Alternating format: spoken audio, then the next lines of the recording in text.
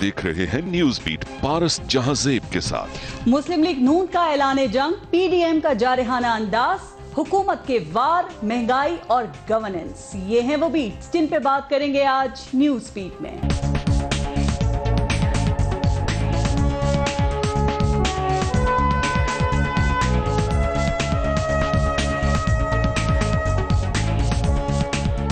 आईने दिखाना है, उम्मीद के चिराग जलाना है, अपनी सलाहियतों का कर्ज उतारना है और इन सब जरूरी कामों के लिए कुछ वक्फा। अस्सलाम वालेकुम, मैं हूं पारस जहांजेब और आप देख रहे हैं न्यूज बीट। वक्फा खत्म हुआ, आप ब्रेक में भी मेरे साथ रहे, आपका शुक्रिया। समा ने एक बार फिर एतमाद किया, समा का शुक्रिया। न्यूज बीट न्यूज के दिल की धड़कन बना रहेगा, उम्मीदों के चिराग जलते रहेंगे, ना उम्मीदी के अंधेरे छटते रहेंगे, हम सच सामने लाते रहेंगे। हिज़्ब इख्तिदार हो या हिज़्ब इख्तिलाफ, हम आईना दिखाते रहेंगे। अच्छा, मेरी मीडिया पर ब्रेक के बाद जब वापसी हुई तो मुझे गुमान था कि सब बदल गया होगा, तब्दीली आ चुकी होगी। मैं सोच रही थी कि किस्मत की मारी अवाम की किस्मत जाग उठी होगी, आसमान से तारे टूटकर इसकी झोली में गिर चुके होंगे, तब्दीली रहमत की चांदनी बनकर इस अर्ज़ पाक के कोने कोने को रोशन कर चुकी होगी, माफियाज को शिकस्त फाश हो चुकी होगी, बोसीदा निजाम की जगह नया और मजबूत सिस्टम बन चुका होगा, इदारे आजाद और खुद मुख्तार हो चुके होंगे, इंसाफ सस्ता ही नहीं मुफ्त मिल रहा होगा, पुलिस सियासत से कोसों दूर जा चुकी होगी, मेरिट का दौरा होगा, नौकरियों की बारिश बरसी होगी, रोजगार गली मोहल्लों में बेरोजगारों की तलाश में मारा फिर रहा होगा, क्या चीनी क्या आटा सब वाफिर और कौड़ियों के दाम बिक रहा होगा, मिल रहा होगा, गरीबों की पांचों उंगलियां घी में होंगी, लूटी दौलत वापस आ चुकी होगी, सब चोर डाकू काल कोठरियों में बंद हो चुके होंगे, रुपया तगड़ा और डॉलर सस्ता हो गया होगा, मईशत मजबूत और खुशहाली बाजारों में रक्स कर रही होगी, भूख तो गायब हो चुकी होगी, गुर्बत का लफ्ज डिक्शनरी से मिट चुका होगा, 50 लाख घरों की बुनियादें खड़ी हो चुकी होंगी, सियासत पर उसूलों की हुक्मरानी होगी और रियासत वाकई मां का दूसरा रूप बन गई होगी। लेकिन मैंने देखा, महसूस किया तो पता चला कि सब कुछ वैसे का वैसे ही है, बल्कि हर तरफ गद्दार की सदाएं हैं, मुल्क दुश्मनी के इल्जामात हैं, खुफिया मुलाकातों की कहानियां हैं, गद्दारी के चर्चे और बगावत के पर्चे हैं। मियां साहब अपनी वापसी का अदालती वादा तोड़ चुके हैं, पहले मुजरिम और कैदी थे, अब मफरूर और इश्तहारी भी हैं। और ऐसा क्यों है कि हुकूमत के 2 सालों में वो तब्दीली ना आ सकी जिसका वादा था, वो खुशहाली ना आ सकी जिसका दावा था, और वो गुर्बत खत्म ना हो सकी जिसका नारा था। आज प्रोग्राम में इस पे भी हम बात करेंगे। प्रोग्राम में आज मुझे ज्वाइन किया है फेडरल मिनिस्टर इंफॉर्मेशन है सेनेटर शिबली फराज साहब ने, बहुत बहुत शुक्रिया आपका। और PMLN से सेनेटर मुसद्दिक मलिक साहब ने ज्वाइन किया है, आपको भी अस्सलाम वालेकुम और बहुत शुक्रिया मुसद्दिक मलिक साहब, प्रोग्राम में आपने शिरकत की। मैं पहले लूंगी ब्रेक, लेकिन शिबली फराज साहब बड़े गौर से सुन रहे थे, आपको गौर से सुन रहे थे या गुस्सा आ रहा था बातों पे, अच्छी नहीं लग रही थी ये बातें? नहीं, मुझे तो जाहिर है कि अगर कोई फैंटेसी की किताब लिखी जाए तो आपके ख्यालात को उसमें हम शामिल कर सकते हैं, क्योंकि फैंटेसाइज करना अच्छी बात है, इसमें कोई एक आइडियल सिचुएशन को ढूंढना बड़ी अच्छी बात है। लेकिन अगर आप ये समझती हैं कि वो 72 साल का या ख़ास तौर पे पिछले 15-20 साल का जो मलबा है, जो गंद, जो बदबू और जो एक पूरी इदारों की मफलूज होने की एक खुला जो है मंजर है, अगर वो आप समझती हैं कि 2 साल में ठीक हो गया तो सर, आपने भी क्या हमें फैंटेसाइज ही किया था ना पहले, क्योंकि ये सारी बातें वही थी जो आप लोग कर रहे थे, मैंने कुछ नई बात नहीं की। नहीं, बिल्कुल नहीं, आपने तो ऐसा समा बांधा कि जिस मुल्क में आप थी वहां पे भी ऐसा नहीं है कि आप आंखें खोलें सितारे टूट दें, जितनी भी आपने मुहावरे इस्तेमाल किए, जो भी मुबालगे की एक पूरी एक बात, मैंने फिर ब्रेक लेनी, हम डिटेल में बात करेंगे। मुझे बताएं, महंगाई नहीं है क्या? ये लोग परेशान, बिल्कुल है, बिल्कुल मुझे लगा कि शायद महंगाई नहीं है, शायद लोगों को रोजगार मिल रहा है, उनको कोई परेशानी नहीं है। आपने तो यही कहा था ना कि हालात को हम बेहतर करेंगे, तो 2 साल में जो थोड़ी बहुत तब्दीलियां अच्छाइयां हुई हैं, आप वो ब्रेक के बाद आते हैं तो डिटेल में बता दीजिएगा। ब्रेक लेते हैं, देखते रहिएगा न्यूज़ बीट।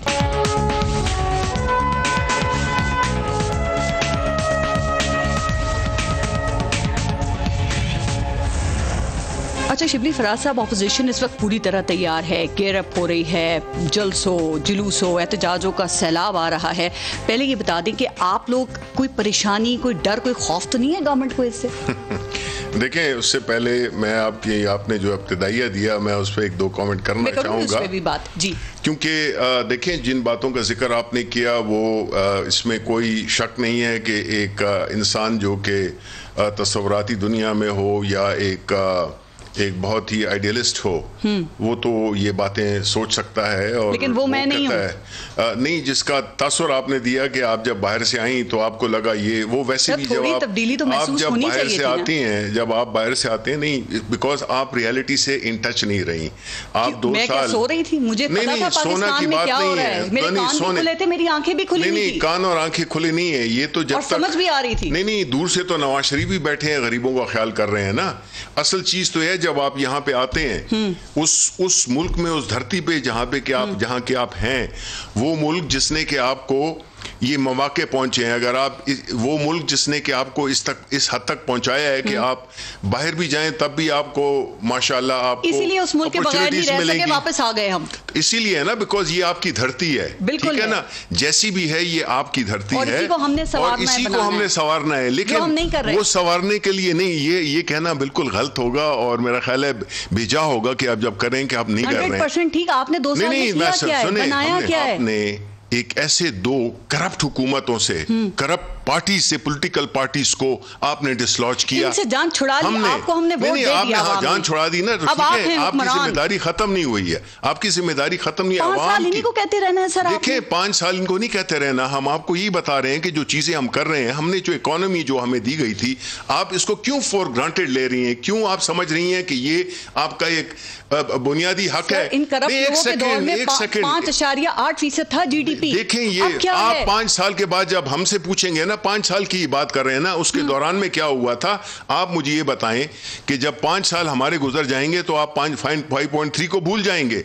आप हमें 2 साल, आप हमारी कंपैरिजन करें इनके 2 साल के साथ। अच्छा, बिल्कुल, ऑफ कोर्स, आप जो है तो एक चीज को, आटा, चीनी कहां पहुंच गई है? आपने 2 सालों इनके जमाने में, अच्छा, जब ये मुल्क छोड़ के गए, ठीक है, हमारी इकोनॉमी इस तरह की थी, और देखिए मैंने दुनिया में भी घूमा हुआ हूं और रहा हुआ। ये इन्फ्लेशन का चार्ट है जो मैंने अपने सामने रखा हुआ है। सिंपल सा आपसे सवाल किया है, खाने पीने की अशिया में इस साल 15% इजाफा, देखें 33% इजाफा। ये जो आप बातें कर रही है, गरीब आदमी को समझ आ रही होगी, उसके सर से गुजर रही होगी, वो कह रहा है मुझे खाने को नहीं मिल रहा, मुझे पीने को नहीं मिल रहा, मेरे पास नौकरी नहीं है। नहीं है, मेरी बात सुने आप, ये इस पे बात करते हैं, ये सबसे अहम है। नहीं, ये सबसे अहम है, मुझे भी पता है, लेकिन इसकी वजूहात भी हो सकती हैं। पारस, आप देखें ना, आप ज्यादा एक्साइटेड नहीं हो, आप जरा उस तहम्मुल से आप बात तो सुने कि ये वजह क्यों बनी है, क्यों हर चीज की एक वजह होती है। वजह ये नहीं होती है कि जी आपने बटन दबाया और चीजें खराब हो गई, करप्ट हुए, बिल्कुल नहीं, करप्ट तो ये है ही है। अच्छा, देखें, इन्होंने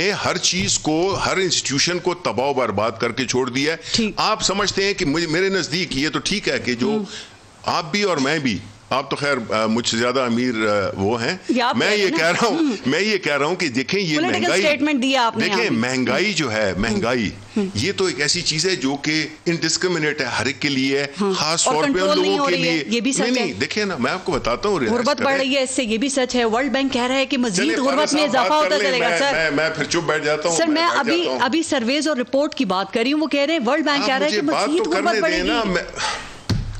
ये बताएं, गुर्बत कैसे खत्म होगी? नहीं, आप मुझे बताएं, रोजगार बात करने देंगी? बिल्कुल, ये बताएंगे। इंटरप्ट किए हुए बगैर नहीं, मेरी मर्जी है। सवाल आपने किया, जवाब मैं आपको दूंगा। वही सवाल कर रही हूँ, रोजगार। देखिए, रोजगार हुआ, आप आई हैं अमेरिका से, आपने हमें यह क्रेडिट दिया कि हमने कोविड जैसी बीमारी को किस तरह बेहतरीन तरीके से हमने हैंडल किया। आप पॉजिटिव चीजों का भी जिक्र करें। मैंने कहा मैं करूंगी, मैं तो पूछ रही थी, बताएं क्या क्या अच्छा है ताकि उसकी तारीफ करें फिर। बिल्कुल, हमने सेहत के शोबे में इतने जबरदस्त काम किए, दवाओं की कीमतें बढ़ा दी, हमने दवाओं की कीमतें बढ़ा दी, मिल नहीं रही थी तो बढ़ा दी। ये कैसे माफिया से डील कर रहे हैं? देखिए, ये वही माफिया है जिनके के नुमाइंदे बैठे हुए हैं आपके साथ। बात यह है, नहीं पूछ लें, लेकिन मेरी आप बात तो सुन लें ना। देखिए, इनकम्प्लीट बात नहीं है। देखिए पारस, इस मुल्क के बड़े संजीदा मसाइल हैं। बिल्कुल, वो मसाइल जो हैं कि पैदा करते हैं, वो 2 साल में ठीक होने वाले नहीं है। आप जब हमारी हुकूमत के 5 साल होंगे, फिर आप देखेंगे कि आपकी जो मैन्युफैक्चरिंग है, आपकी जो ग्रोथ रेट है, आपकी जो इन्फ्लेशन है, आपकी जो महंगाई है, ये सारी चीजें रिजॉल्व होंगी। बिकॉज ये पूरा चीज, ये आइसोलेशन में कोई चीज नहीं होती है। अगर आप कहते हैं कि महंगाई क्यों है, उसकी क्या वजूहात है, उसको किस तरह से हम कंट्रोल करने की कोशिश कर रहे हैं, बिकॉज हम एक सियासी हुकूमत है। हम नहीं चाहेंगे कि लोग परेशान हो और लोग हमें कोस रहे हों, उनकी जिंदगी आसान। दुआएं दे रहे हैं। ठीक है, आपको पता है, हमें वो दुआएं देंगे जब हम इंशाल्लाह हम करेंगे। हमारी कोशिश ये होनी चाहिए कि इस वक्त, लेकिन इशू पता क्या है? एक तो महंगाई है, 2 इशू है। दूसरा मसला वो है कि जब आपकी इकोनॉमी को इतनी मुश्किल से स्टेबलाइज किया हमने, आपके एक्सचेंज रेट को, आपके एक्सचेंज रिजर्व्स को हमने बेहतर किया, हमने आपके करंट अकाउंट डेफिसिट, यानी जो आपका जो तिजारती खसारा था या डॉलर्स की जो कमी, यानी आपको 20 अरब डॉलर ज्यादा देना पड़ते थे, उसको हम नीचे लेके आए 0 पे। मुसद्दिक मलिक साहब, आइसोलेशन की बात की शिबली फराज साहब ने, और ये बात ठीक है कि आइसोलेशन के अंदर कुछ भी नहीं होता। सर, इसका भी जवाब, और साथ साथ आप देखें, चूंकि अब महंगाई पे ही हम बात कर रहे हैं, वैसे खान साहब तो जिस चीज का नोटिस लेते हैं लोग तो घबरा रहे हैं। चीनी का नोटिस लिया, उसकी कीमत बढ़ गई, आटे का लिया है, उसकी कीमत बढ़ गई है। आपके ख्याल में क्यों ये हुकूमत माफियाज को कंट्रोल करने में नाकाम ही नजर आ रही है? क्यों नहीं कर पा रही है बेलगाम माफियाज को? मैक्रो अगर आप देखें तो अभी तो मेरे भाई हैं, मेरे तो बड़े अच्छे दोस्त हैं, लेकिन आज इन्होंने मुझे भी माफिया कह दिया कि माफिया के बैठे हुए हैं रिप्रेजेंटेटिव। मैं तो नहीं समझता कि ये कोई माफिया हैं, इंडिपेंडेंटली बड़े अच्छे आदमी। लेकिन देखिए, गरीब आदमी की ज़िंदगी के अंदर 2-3 मोटी मोटी चीज़ें जो हैं वो इम्पोर्टेंट होती हैं। उसको रोज़गार चाहिए, और उसको जो खाने पीने की अशिया हैं वो उसकी गिरफ्त में होनी चाहिए, यानी उसके लिए अफोर्डेबल होनी चाहिए। ये 2 इम्पॉर्टेंट चीज़ें हैं जो गरीब आदमी के लिए इम्पॉर्टेंट। अब सवाल ये पैदा होता है कि गरीब आदमी जो है वो अपनी नौकरी कहाँ से ढूंढता है? 2 तरीक़ाकार हैं। एक तो जब मुआशी तरक्की होती है, जिसको हम GDP ग्रोथ रेट कहते हैं, तो लोगों को नौकरियां मिलती हैं। दूसरे जो डेवलपमेंटल स्पेंडिंग होती है, यानी हुकूमत जो पैसे खर्चती है या सूबाई हुकूमतें जो पैसे खर्चती हैं, जिससे सड़कें बनती हैं, नाले बनते हैं, उसके ज़रिए लोगों को नौकरी मिलती है। ये 2 मोटे मोटे तरीक़ाकार हैं नौकरी मिलने के। जो शरह तरक्की की थी वो 5.8% पे थी जब हमने हुकूमत छोड़ी। पहले साल के अंदर वो 1.9 पे आ गई। उसमें भी थोड़ी सी गलत बयानी हुई, इन्होंने पहले कहा 3.1 या पता नहीं कितने फीसद है, वो निकली 1.9। चलें, गलती हो गई इनसे।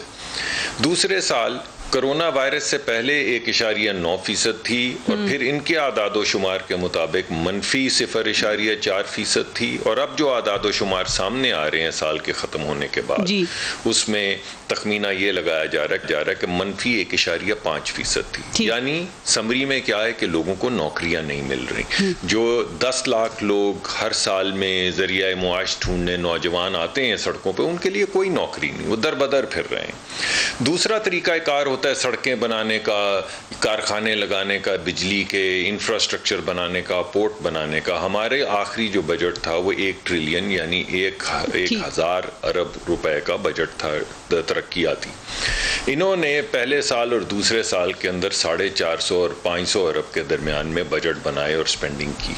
यानी जो तरक्कियाती मंसूबे थे जिनके जरिए लोगों को नौकरियां मिलती, वो भी बंद हो गए, आधे से कम हो गए, और जो तरक्की की सब आप लोगों की वजह से हुआ। मुसद्दिक मलिक साहब, आपकी इतनी सारी बातों का उन्होंने एक लाइन में जवाब दिया। आप कसूरवार हैं, आपने मुल्क को इन हालात पे पहुंचाया, उनसे वो कह रहे हैं भी टाइम दें हमें।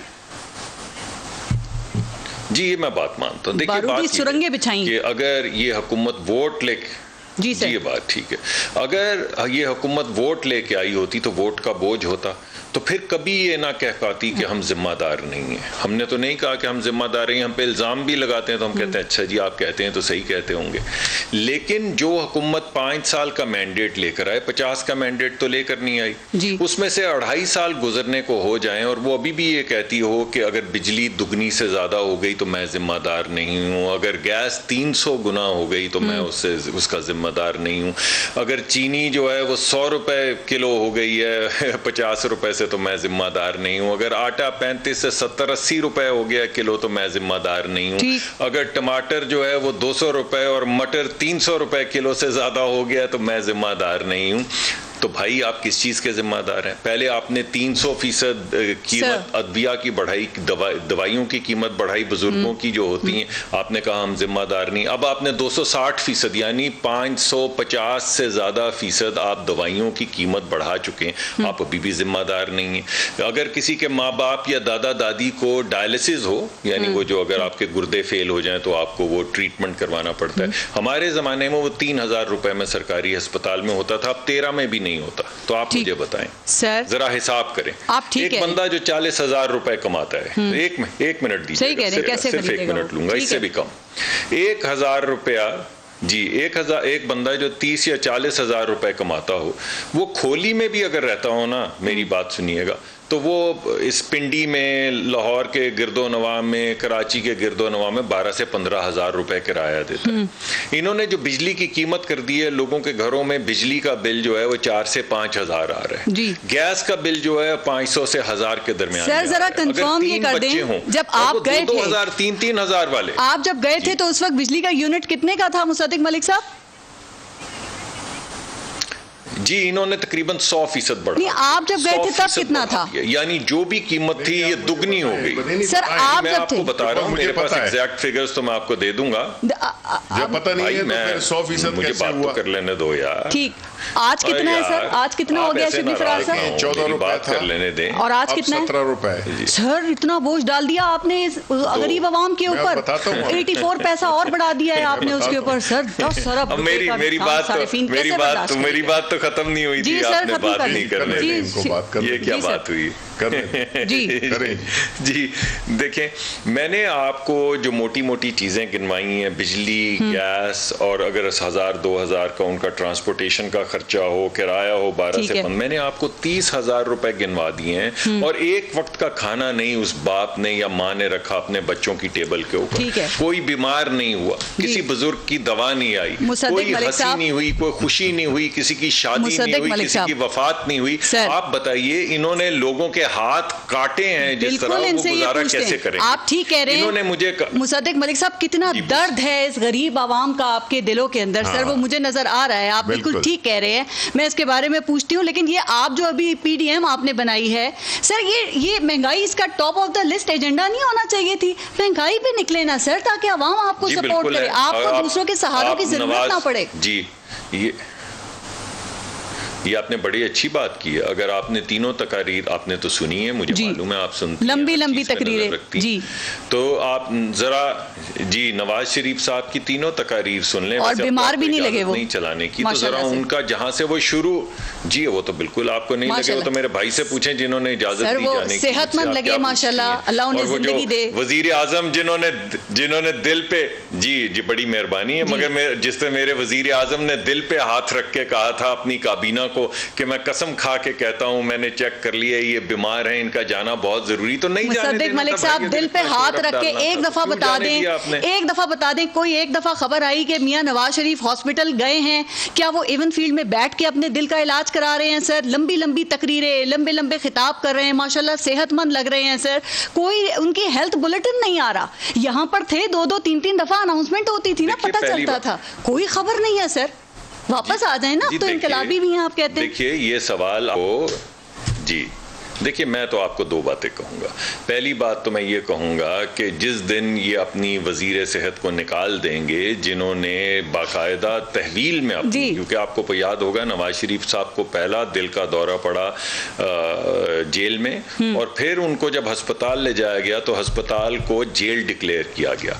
अगर उनकी सेहत अच्छी थी तो वहीं पे इलाज कर लेते जेल में। चले सर, सेहत आपके पास डॉक्टर हैं पूरे पाक, आपने डॉक्टर नहीं आपने डॉक्टर शम्सी को बुलाया, आपने अपने डॉक्टर फैसल जावेद जो अब वफाकी वजीर हैं उनको बुलाया, अब वजीर आजम ने दिल पे हाथ रख के गारंटी किया, तो ये सवाल तो इनसे आप मैं करती हूँ, ये अपनी वजीर सेहत को निकाल दें। आप इस्लामाबाद हाईकोर्ट को क्या कहेंगे जो बुला रहे हैं मियां नवाज शरीफ को, जो कह रहे हैं इश्तहार जारी करो, चौक चौराहों के ऊपर ऐलानात करो? बहुत अच्छा सवाल, जी जी बहुत अच्छी बात है, क्योंकि मैं आपको ये बता रहा हूँ कि जैसे ही उनकी सर्जरी हो जाएगी जो अब स्केड्यूल हो गई है, उसके फौरन बाद वो यहाँ पे वापस तशरीफ ले आएंगे। सर अब वो वहाँ पर गए, कब हो रही है? कोरोना की वजह से उनकी सर्जरी नहीं हो सकी। कब हो रही है सर्जरी उनकी? अभी स्केड्यूल हो रही है, क्योंकि अब सर्जरीज वहाँ पे शुरू, मैंने आपको बताया है कि अस्पतालों से वो स्केड्यूल कर रहे हैं सर्जरी।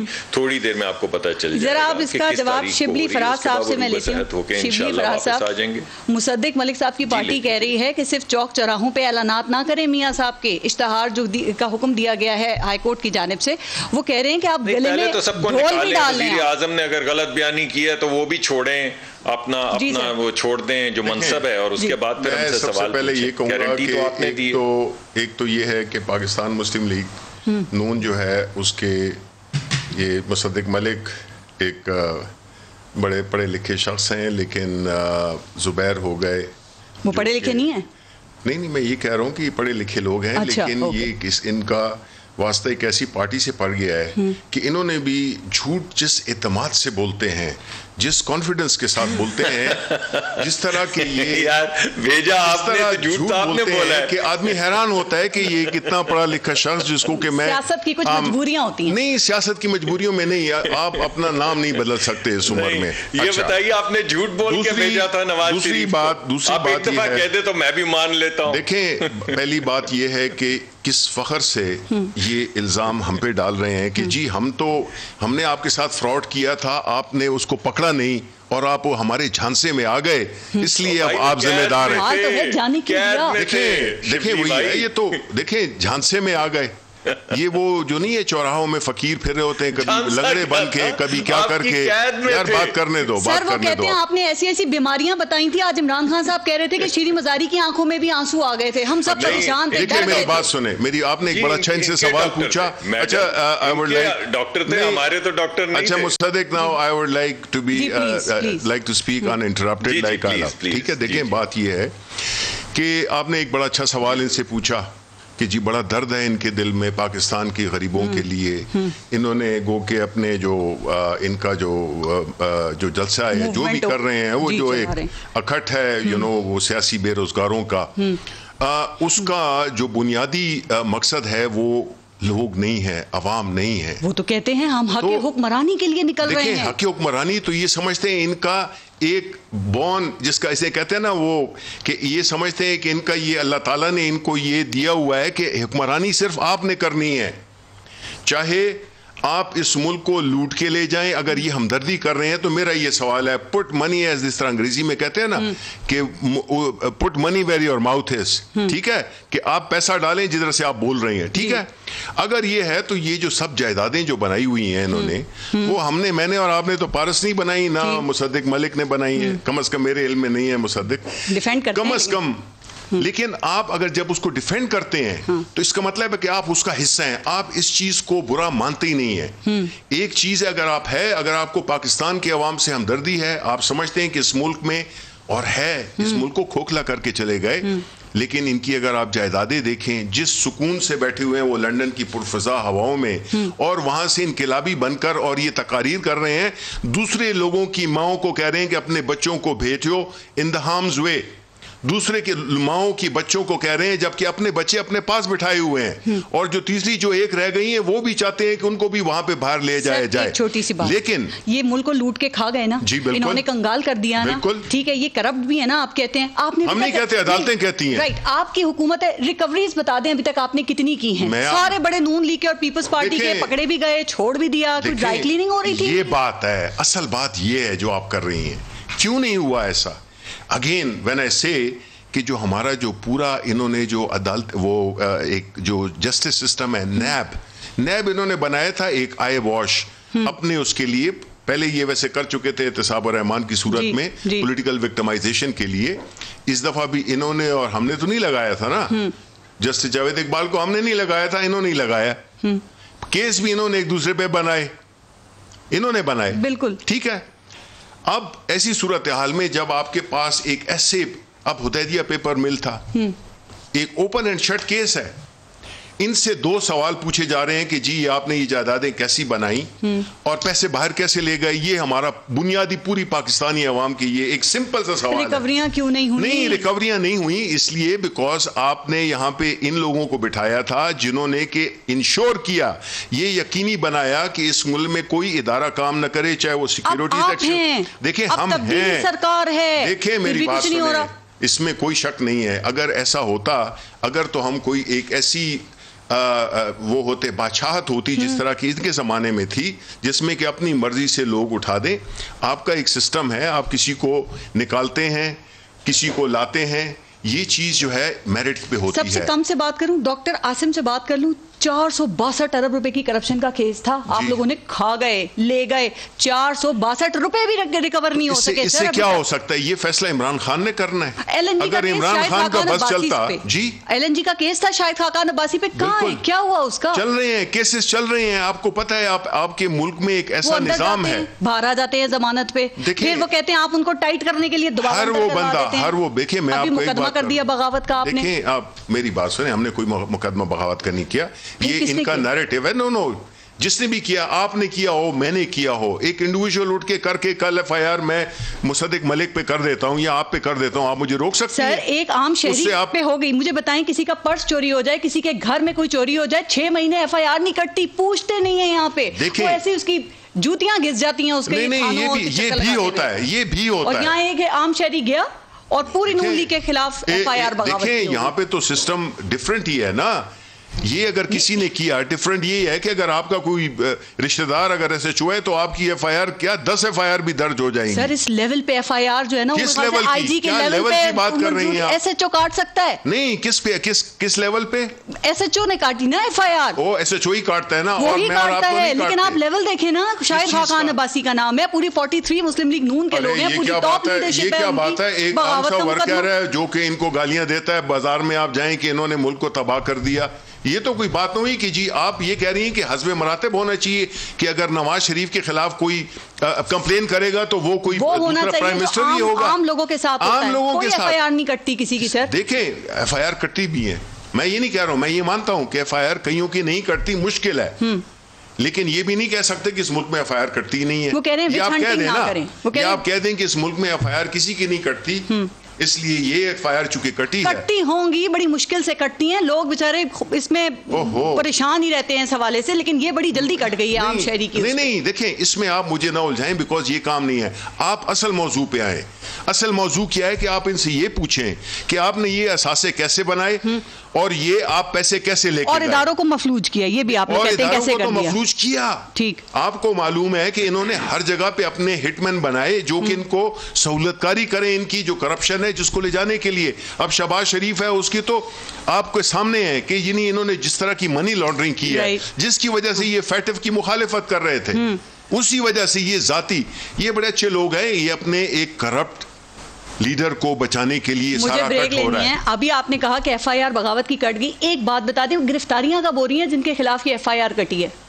देखें, ये भी नहीं पता, ये तो नहीं मुझे पता की बात नहीं है। देखिए, प्रोविंशियल गवर्नमेंट का काम है कि वो उसको किस तरह से परसू करती है। एक तरफ तो आप ये कहती हैं कि जी FIR नहीं कटती है, 6-6 साल नहीं, FIR कट जाती है। कितनी FIR हैं जो कि पिछले 20-20 साल से पड़ी हुई हैं। ललकार रहे हैं आपको, कहते हैं आओ करो ना गिरफ्तार। हम तो ललकार इसलिए ये तो अपने केस को मजबूत कर रहे हैं। इनकी खुशफहमी हम जो है ये इनको हम नहीं करने देंगे। सियासी तौर पे जिंदा रहने के लिए, सियासी तौर पे जिंदा रहने, इनके पास कोई एजेंडा नहीं है, इनके पास कोई चीज नहीं है अवाम के लिए। अगर है, नवाज शरीफ आज ऐलान करें मैं अपनी ये सारी जायदाद बेच रहा हूं और ये पैसे पाकिस्तान लाऊंगा, मैं अपनी औलाद, बाकी जो पाकिस्तानी अवाम के बच्चे हैं, मेरे बच्चों से ज्यादा वो नहीं है, उनको बच्चों को भी यहाँ पे लाएं और खुद भी यहाँ पे आए। ये क्या पता हुआ कि कभी अपने आप को वो देखे, उसको जुबैर को उसको इमाम बना दिया, मरियम नवाज ने इमाम बना दिया अपने बाप को।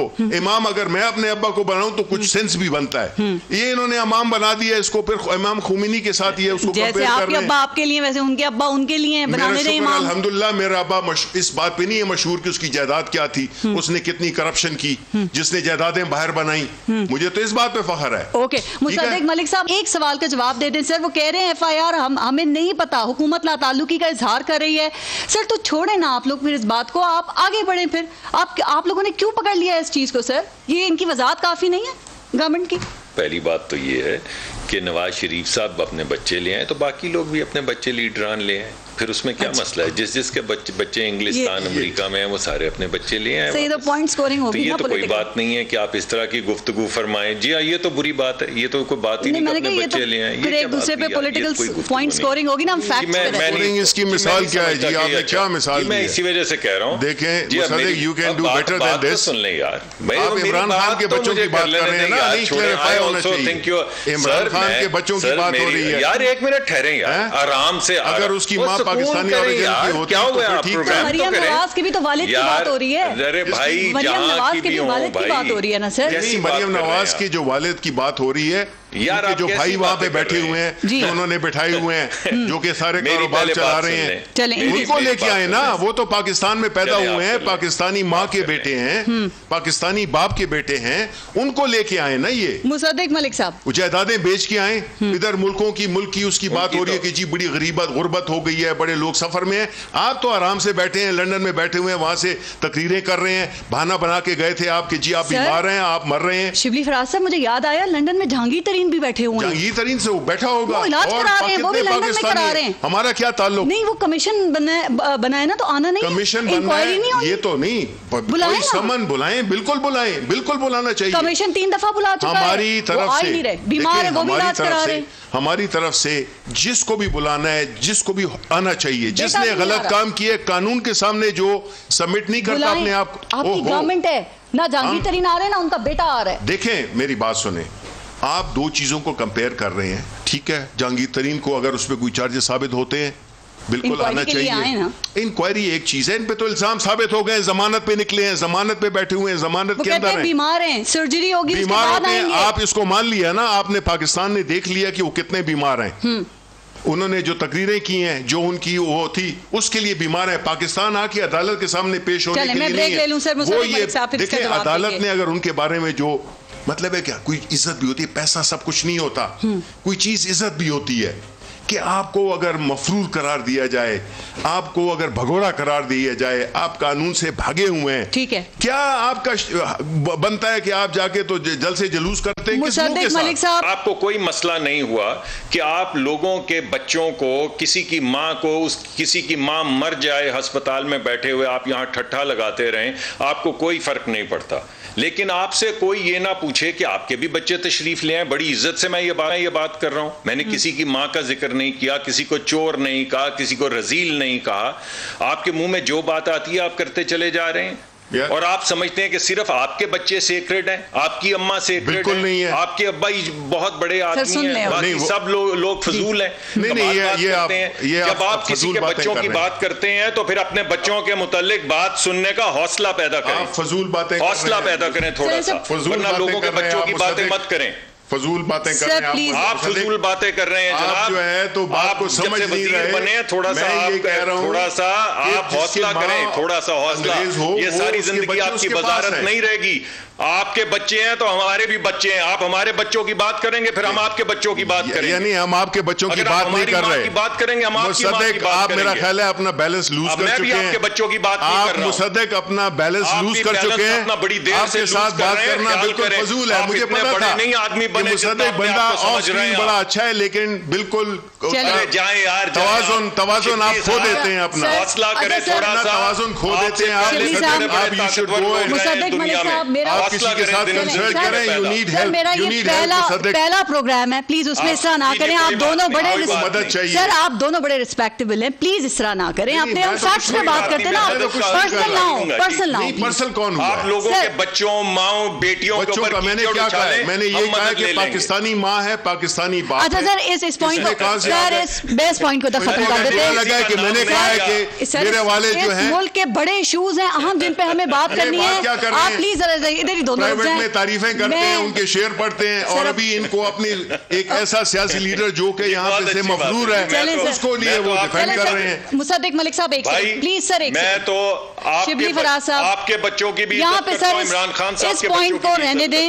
मैंने कभी कोई गैर तहजीब याफ्ता बात नहीं की। आप एक कीचड़ की बाल्टी लिए फिर रहे हैं और लोगों के बच्चों माओ बहनों के ऊपर फेंक रहे हैं। सर मेरे ब्रेक का टाइम हो रहा है, मुझे बार बार प्रोड्यूसर कह रहा है ब्रेक ले लें। मैं मुझे प्लीज हम इसको आगे कंटिन्यू करते हैं। सर प्लीज, आप दोनों बड़े सीनियर पॉलिटिशियंस हैं, आपको पूरी दुनिया देख रही है, प्लीज प्लीज थोड़ा सा इस बात का ख्याल रख लें प्लीज। सर ब्रेक लेते हैं, देखते रहिएगा न्यूज़ पे।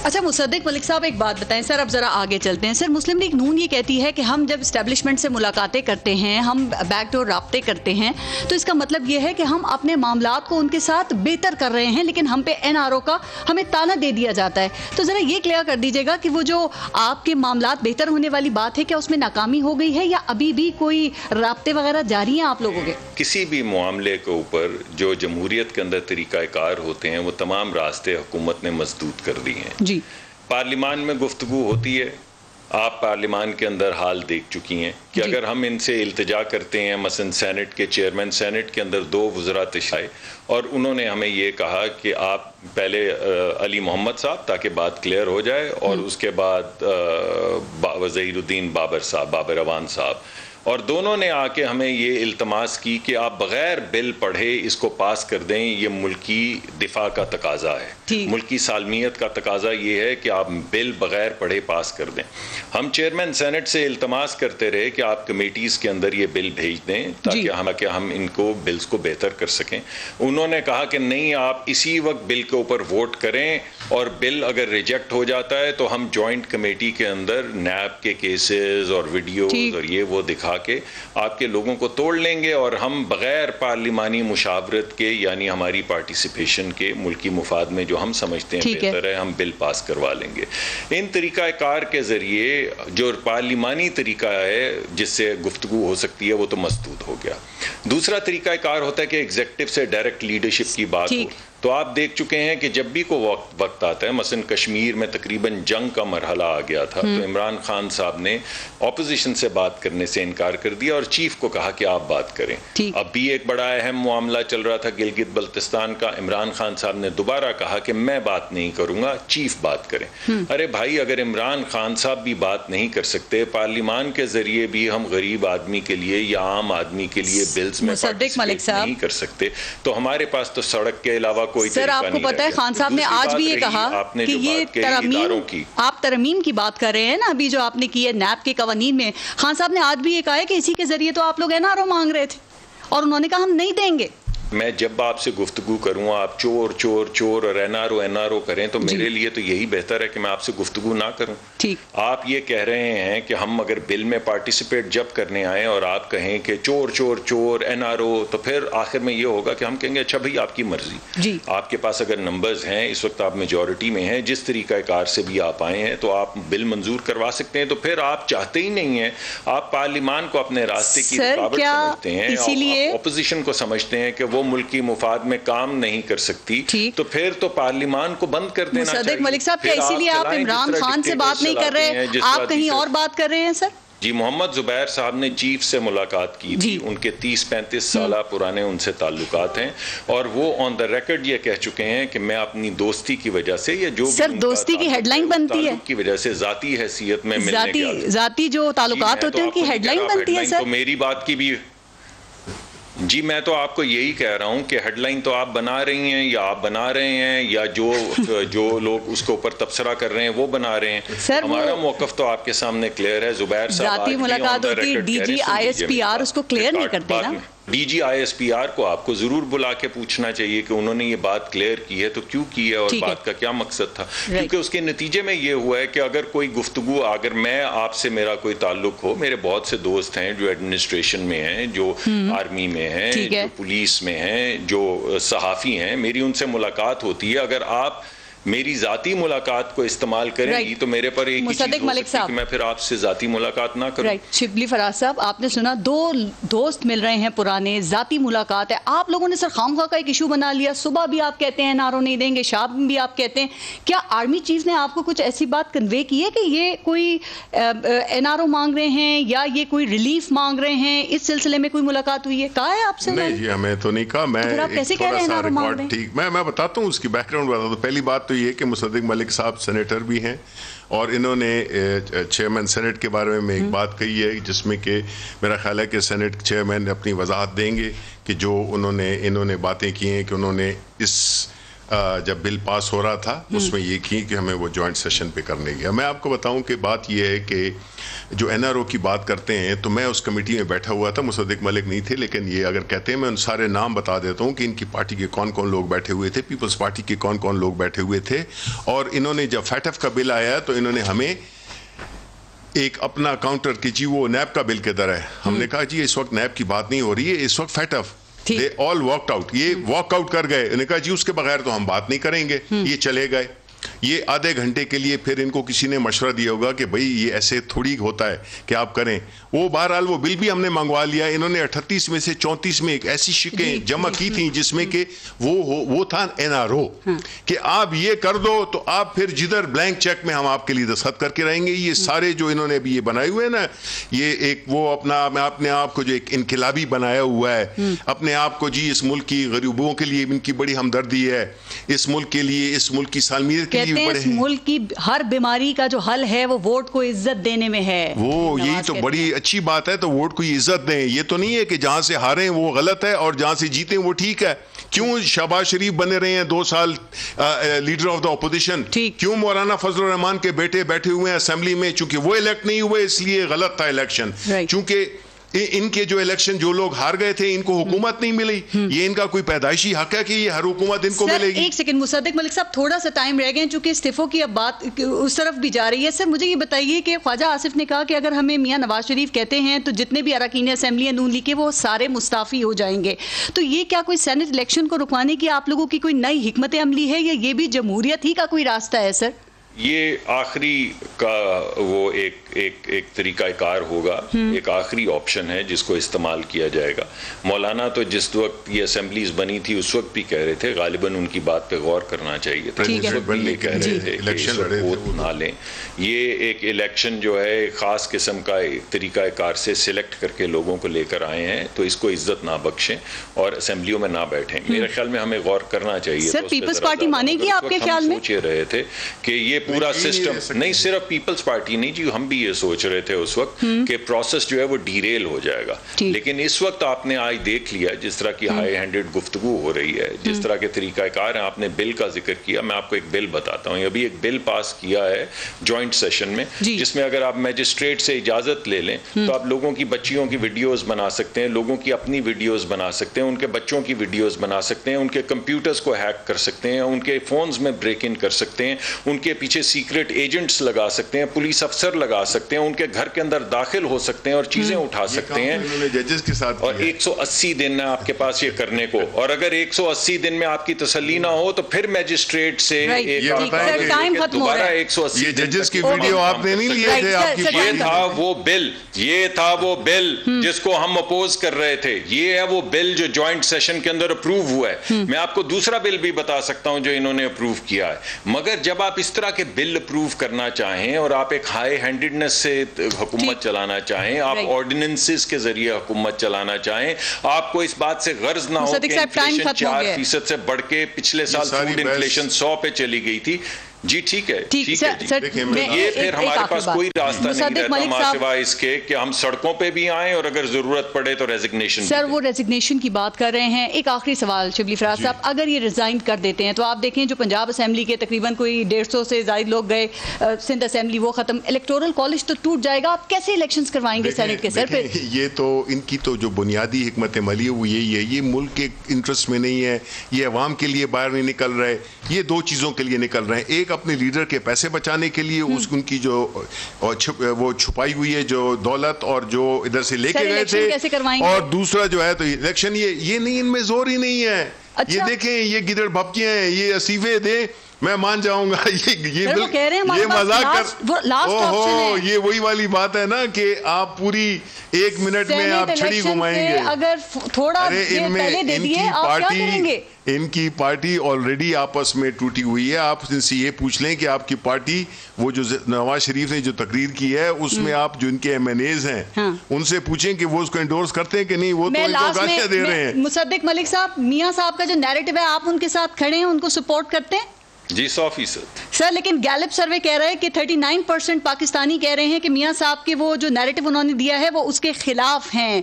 तो सर ये जो 40% लोग हैं इनको कैसे कन्विंस करेंगे कि वो नैरेटिव सही है, उसी में सबकी निजात है? They don't mean it जी, वैसे इनको आप ना वो करें, ये उन्होंने अगर ऐसी बात है तो फिर इतने खौफजदा क्यों हैं जी? हम तो नहीं है, अगर ऐसी बात है जो हम तो इंतजार कर रहे हैं मुसद्दिक मलिक जब आप इस्तीफे दोगे हम आपको याद दिलाएंगे कि आपने इस्तीफे देने हैं। साहब अगर आप खौफजदा नहीं है तो गुजरांवाला में आपने क्यों पाबंदी लगाई है? सर जैसे ही उनके जलसे की डेट आई है आपने वहां की एडमिनिस्ट्रेशन को तब्दील कर दिया, तो कोई कुछ ना पैनिक तो है? नहीं देखिए प्लानिंग तो हम करेंगे, प्लानिंग नहीं पैनिक, नहीं प्लानिंग है, पैनिक नहीं है। अगर पैनिक होता तो मतलब तो देखिए इमरान खान पैनिक में नहीं आता, वो भागता नहीं है नवाज शरीफ की तरह, वो इधर इस मुल्क में बैठा हुआ है। हमने अकेले बंदे ने खड़े होकर एक पार्टी बनाई है, न किसी खानदानी से उसके वो है, अपना वो खड़ा रहेगा और खड़ा हुआ है, और जो वो बहुत कहेगा। शुक्रिया आपका शिबली फराज साहब, इंफॉर्मेशन मिनिस्टर हमारे साथ मौजूद थे, और मुसद्दिक मलिक साहब BMLN से। सर बहुत शुक्रिया आप दोनों का प्रोग्राम में शिरकत के लिए। अपना और अपने मुल्क का ख्याल रखिए। पारस जहां को इजाजत दीजिए, अल्लाह ने के बाद।